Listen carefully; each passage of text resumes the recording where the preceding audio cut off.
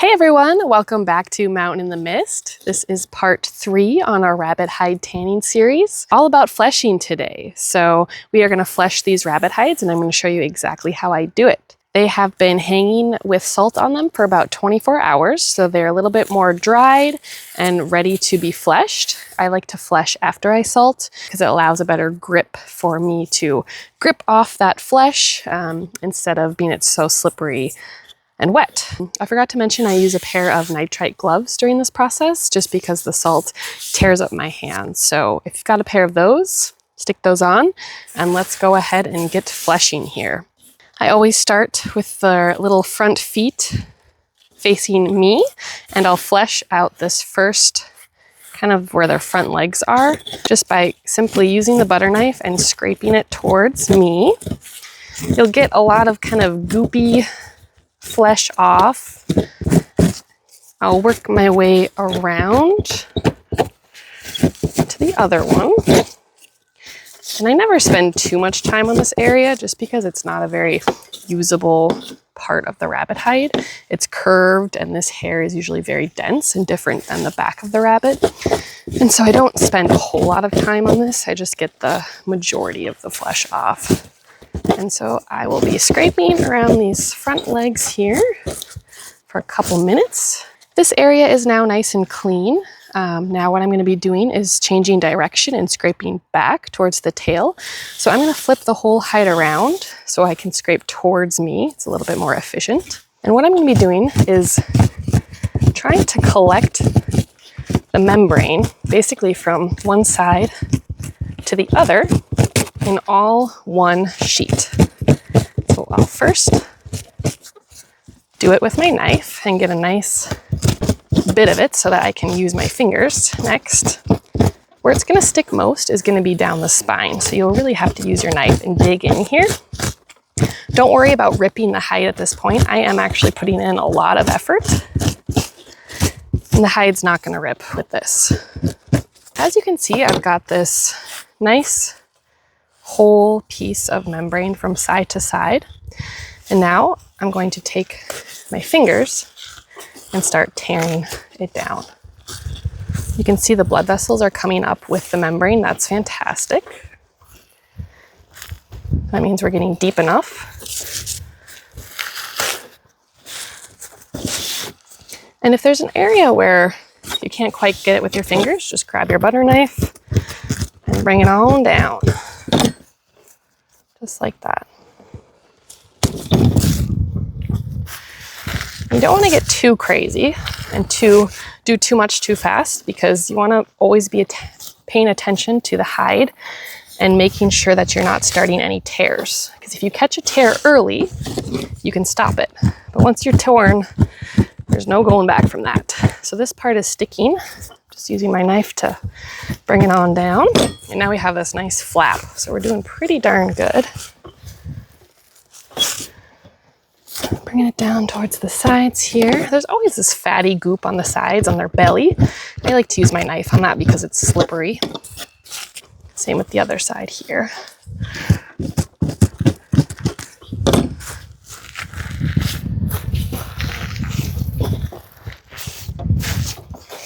So I'm just tearing, and actually a technique that I learned is you can grab the hide with your left hand and your right hand, put your knuckles together and kind of peel apart the hide. Peel them apart, and this gives you a really good view of, okay, am I making any tears? And you can kind of use that leverage of your knuckles. Now this spot is a little sticky, so I'm just going to use my knife. That belly. As you can see, let's take a look at the progress here. We are almost halfway done and it's just been a few minutes and it looks really, really good. So we are entering the critical area. The hide loves to break right here. And so as I come down, I'm going to be very conscious and aware of any tears that might happen.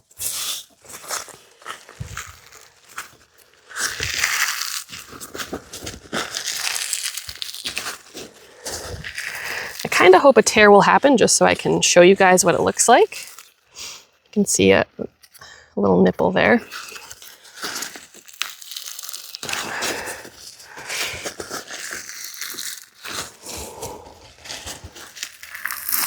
I'm going down the whole rabbit here.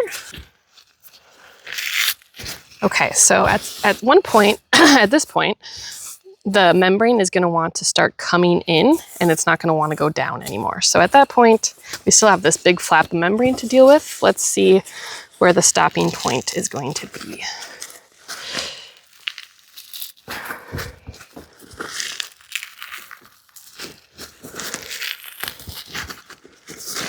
So this membrane's curving back. That is totally fine. And I'm being very careful, monitoring for potential tears. Okay, so that's the point where the membrane is coming off. And it, from experience, I can tell you that it does not really want to be torn this way anymore. So what I'm going to do is flip it around and tear it the other way. I'm going to find the membrane on the edge here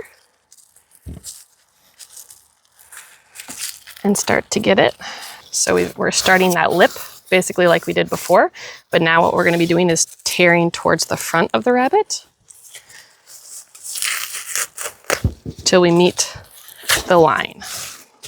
And this is not going to come off as nicely as that first piece. This is just going to be in more pieces usually. But that's okay. As long as it comes off, that's what I want.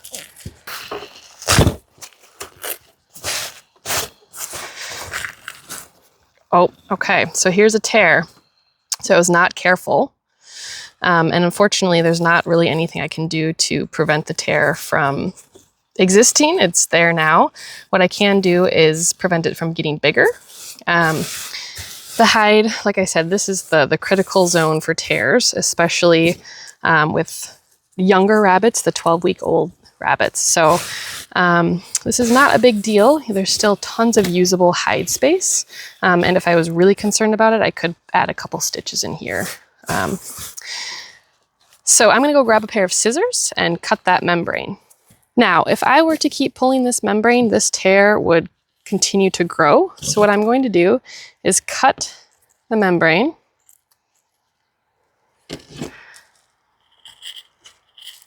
right next to the tear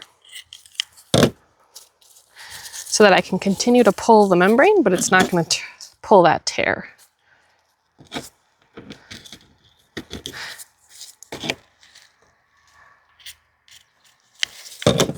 So I've relieved the tear of the membrane and I can continue to pull this. My goal is to meet this line here. There we go. Okay, so I'm going to continue to work my way down.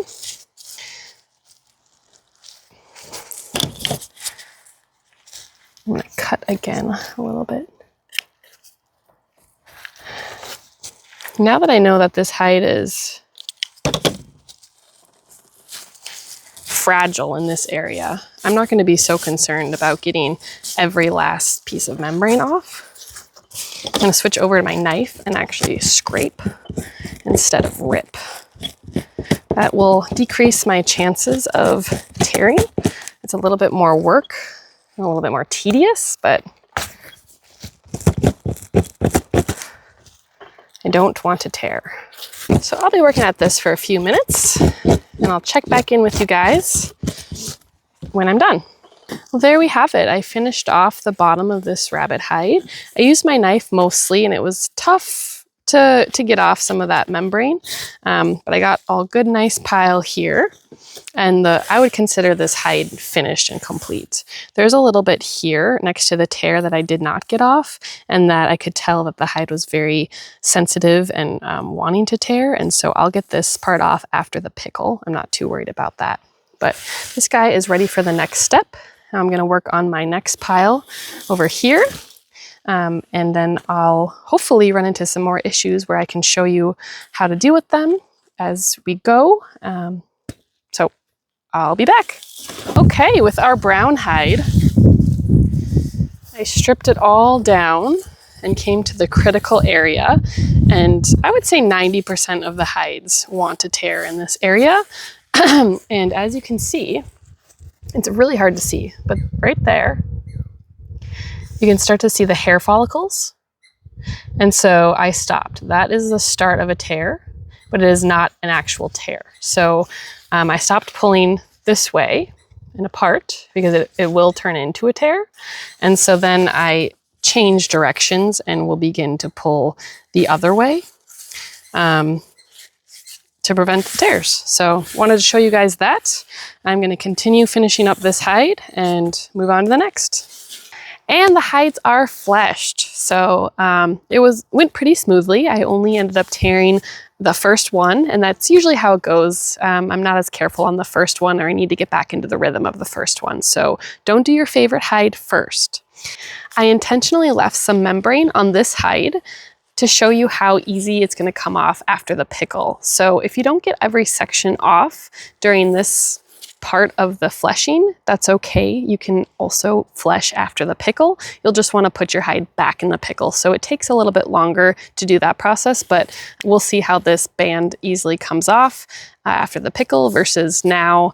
It's pretty tricky to get off. Thanks for watching. That's it for today's video on rabbit hide fleshing. Be sure to like and subscribe to be notified when our next video continuing this process in the series is uploaded. We will see you next time.